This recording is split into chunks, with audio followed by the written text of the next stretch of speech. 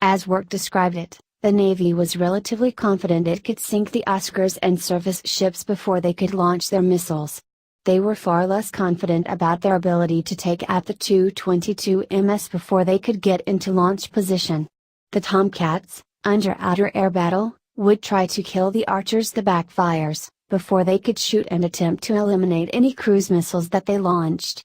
But, Work notes, no one knows how well it would have worked during a shooting war with the Soviet Union, and it's a good thing we never got to find out. But with China's emerging anti-access/area denial strategy, the threat is back. While the requirement for a carrier-based long-range strike capability is a frequent subject of discussion around Washington, the U.S. Navy's need for improved air superiority capabilities is often neglected. The service has not had a dedicated air-to-air combat aircraft since it retired the Grumman F-14 Tomcat in 2006.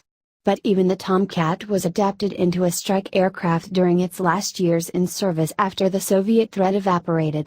Now, as new threats to the carrier emerge and adversaries start to field new fighters that can challenge the Boeing F/A-18E/F Super Hornet and Lockheed Martin F-35C Joint Strike Fighter, JSF, attention is starting to shift back to this oft-neglected Navy mission, especially in the Western Pacific.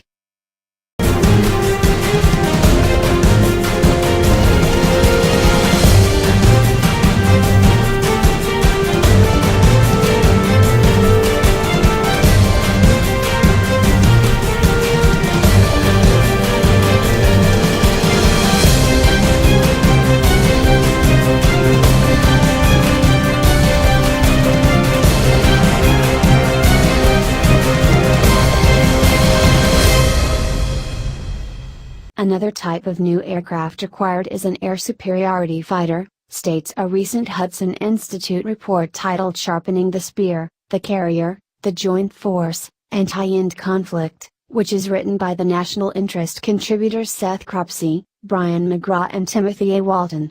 Given the projection of the Joint Force's increased demand for carrier-based fighter support, this capability is critical.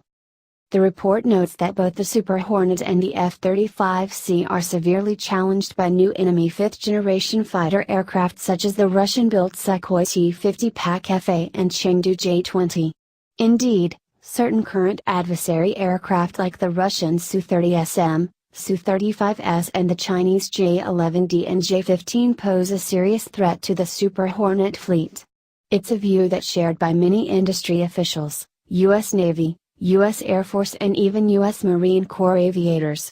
Both F/A-18E/Fs and F-35Cs will face significant deficiencies against supercruising, long-range, high-altitude, stealthy, large missile capacity adversary aircraft, such as the T-50, J-20, and follow-on aircraft, the authors note. These aircraft will be capable of effectively engaging current and projected U.S. carrier aircraft and penetrating defenses to engage high-value units, such as U aircraft, ASW aircraft, and tankers.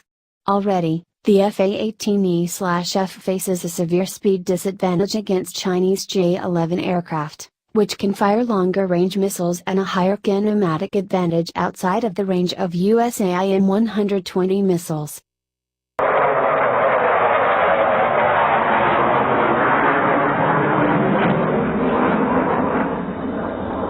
Nor does the F-35C, which suffers from severely reduced acceleration compared to even the less than stellar performance of other JSF variants, help matters. Similarly, the F-35C is optimized as an attack fighter, resulting in a medium-altitude flight profile, and its current ability to only carry 2 AIM-120 missiles internally, until Block 3, limits its capability under complex electromagnetic conditions, the authors wrote. As an interim measure, the Navy and Air Force should significantly accelerate the F-35C's Block 5 upgrade to enable the aircraft to carry 6 AIM-120 missiles internally.